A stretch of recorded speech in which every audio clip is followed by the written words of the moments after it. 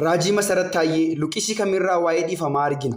Maarqos 11:25 irraa. Maal jedha kutichi? Namni tokko waasinitti yakkee yaada keessan miidheera yoo ta'e Iisaa fi iddoo biraatti macaafni qulqulluun waa'ee araaraa maal jedha? nama si yakkeef araara godhaa yoo araara argattuudha.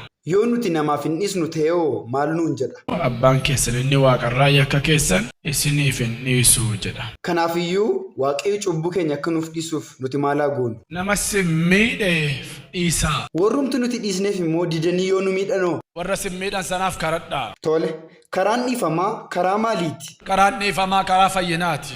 Qalbii jijjiirrachuun hoo maali? Qalbii jijjiirrachuun karaa kee qajeelfachuudha. Yes. Yeroo kam seenaan namaa jijjiiramaa? Yeroo Waaqayyoo gaafa ga'u. Eeyyee. Roomee 13:8 irraa maal jedhaa? Wal jaallachuurraa kan hafe gatiitti wal dubbiftan hin qabaatinaa. Lola seexanii nurratti banuu humna maaliitiin mo'anna? Humna dhiiga oolichaan. Sirriidha. Waan fedhe iyyuu jireenya keenya irratti yoo ta'e illee nuti Waaqayyotti guddaa gammanna.